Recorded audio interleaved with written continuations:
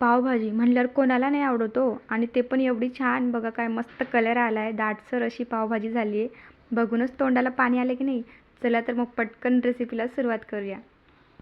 एक मोठी वाटी ताजा हिरवा वाटाणा घेतला आहे, 2 मोठे बटाटे, 2 शिमला मिरची आणि फ्लावर आणि एक छोटं बीट. आता भाज्या इथं कापून झाल्या आहेत. आता ह्या एका भांड्यामध्ये घालून 2 पाण्याने भाज्या स्वच्छ धुवून घ्यायच्या. एखादी भाजी कमी जास्त केली तरी चालेल, कुठली भाजी तुम्हाला ॲड करायची असेल तरी चालेल. आणि आता बघा इथं भाज्या 2 पाण्याने स्वच्छ धुवून झाल्या आहेत. आता कुकरमध्ये 1 चमचा तेल गरम केलं आहे. तेल छान तापलं की यामध्ये घालूया जिरं. जिरं छान फुलू द्यायचं आणि आता यामध्ये धुवून घेतलेल्या भाज्या घालूयात. जिऱ्याने काय होतं, खूप छान अशी भाज्यांना चव येते, म्हणून जिरं घाला. नंतर यामध्ये जाईल 1 चमचा हळद, 1 चमचा मीठ आणि आपण जे बीट कापून घेतलं होतं ते पण आता भाजी शिजताना घालूया, म्हणजे छान असा भाज्यांना कलर येईल. नाही घातलं तरी काही हरकत नाही, पण मी घालते म्हणजे छान असा भाज्यांना कलर येतो. तर बघा सर्व भाज्या 1 मिनिटासाठी तेलामध्ये परतू द्यायच्या आणि भाज्या बुडतील इथपर्यंतच पाणी घालायचं, खूप जास्त घालायचं नाही, नाहीतर कुकरची शिट्टी झाल्यावर सर्व पाणी बाहेर येतं आणि भाज्यांचा अर्क निघून जातो. आणि मीडियम गॅसवर 4 शिट्ट्या होईपर्यंत आता भाज्या शिजवून घेऊयात. तर मसाला बनवण्यासाठी इथं आपल्याला लागेल 4 मीडियम साईजचे कांदे आणि टोमॅटो. टोमॅटो असं लालसर घ्या, म्हणजे छान असा भाजीला कलर येतो आणि चवसुद्धा खूप छान लागते. तर मी कांद्याची इथं प्युरी करणार आहे, कापून असे कांदे घेणार नाही आहेत. म्हणून इथं बघा कांदे असे जाडसरच ठेवायचे, खूप असे बारीक कट करायचे नाही, कारण आपल्याला याची प्युरीच बनवायची आहे. म्हणून अशी जाडसरच कापा, लगेच त्याची प्युरी तयार होते. अजिबात पाण्याचा वापर न करता आपण ही प्युरी बनवणार आहोत. तर बघा इथं कांद्याची प्युरी बनवून तयार आहे. आणि बघा आता टोमॅटो इथं मोठं होतं, लाल टोमॅटो, तर मी काय केलं, इथं मी 1.5 टोमॅटोचा वापर केला आहे. तुमच्याकडे छोटे टोमॅटो असतील तर तुम्ही 2 छोटे टोमॅटो घ्या. खूप जास्त टोमॅटो पण नाही घालायचे, नाही तर भाजी अशी आंबट लागते चवीला. आणि याचीसुद्धा आपण प्युरी तयार करून घेऊया. पाणी न वापरता प्युरी आपली तयार आहे. आता 15 ते 20 लसूण पाकळ्या, 2 आल्याचे तुकडे आणि 5-6 कढीपत्त्याची पानं याचीसुद्धा आपण आता प्युरी तयार करून घेऊयात. पण ही आपल्याला बारीक प्युरी हवी आहे, तर यामध्ये थोडंसं पाणी घालून मी प्युरी तयार करून घेतली आहे. तर इथं आपली कांद्याची प्युरी, टोमॅटोची प्युरी आणि लसूण अद्रक कढीपत्त्याची प्युरी बनवून तयार आहे. चला तर आता मसाला करायला घेऊया. तर कढईमध्ये सर्वात आधी 4-5 पड्यात तेल घालायचं. पावभाजी आहे म्हटल्यावर तेल बटर आपल्याला लागेलच. तर तेल घातलं की नंतर यामध्ये थोडंसं बटर घालूया आणि हे सर्व छान मिक्स करून घ्यायचं. नंतर यामध्ये सर्वात आधी घालूया लसूण अद्रक आणि कढीपत्त्याची प्युरी. ही प्युरी काही सेकंद तेलामध्ये परतून घ्यायची, म्हणजे लसणाचा जो कच्चापणा आहे तो निघून जाईल.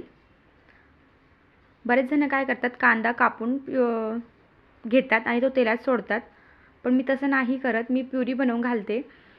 अशाने भाजी खूप छान अशी दाटसर होते आणि चवीलासुद्धा खूप छान लागते. आता कांद्याची प्युरी घालून ही सुद्धा छान आता कलर चेंज होईपर्यंत, कलर ब्राऊन होईपर्यंत परतून घ्यायची. कच्चा कांदा घातल्यामुळे प्युरी परतायला खूप वेळ लागतो. थोडंसं मीठ घालायचं आणि ब्राऊन रंगावर येईपर्यंत आपण आता हे परतून घेऊया.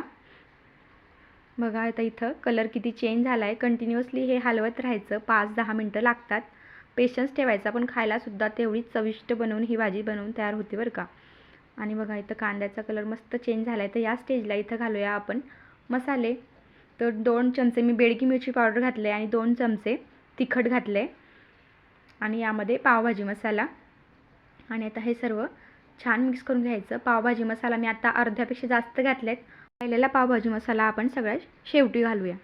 तर बघा आता मसाले छान परतून घ्यायचे कांद्यांसोबत. नंतर आता मसाले छान परतले गेले की नंतर यामध्ये घालूया टोमॅटोची प्युरी.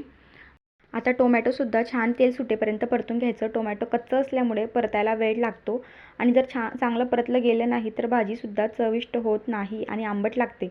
म्हणून टोमॅटो छान तेल सुटेपर्यंत आपण हे परतून घेऊया. टोमॅटो परतले जाते तोपर्यंत बघा इथं भाज्या बघूयात. तर बघा इथं भाज्यासुद्धा मस्त छान शिजल्या गेल्या आहेत आणि आता ह्या मॅश करून घेऊयात.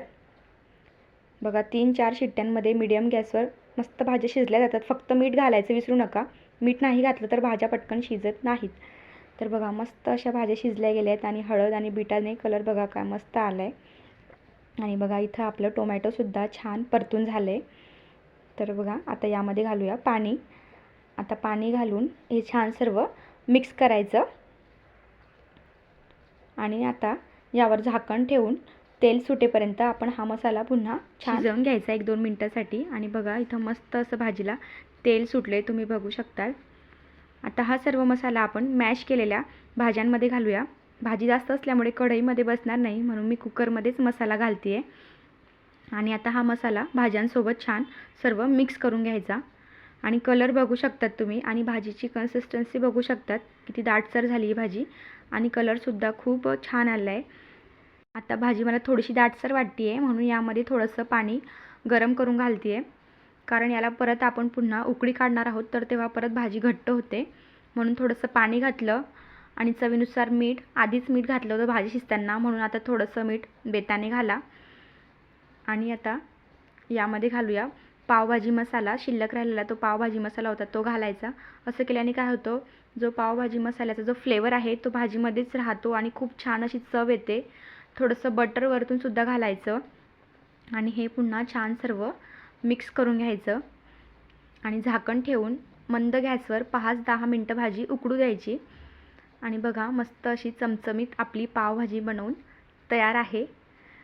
आणि यावर थोडासा कोथिंबीर टाकायचा आणि मस्त अशी घरच्या घरी चविष्ट अशी ही पावभाजी बनवून तयार होते. तर मस्त गरमागरम पाव, कांदा आणि मस्त चमचमीत पावभाजी. तर कसा वाटला तुम्हाला आजचा व्हिडिओ मला कमेंट करून नक्की सांगा. आणि व्हिडिओ आवडला असेल तर व्हिडिओला लाईक करा, शेअर करा आणि सबस्क्राईब करायला अजिबात विसरू नका. मस्त अशी पावभाजी बनवून तयार आहे, या खायला. भेटूया पुढच्या रेसिपीमध्ये. बाय.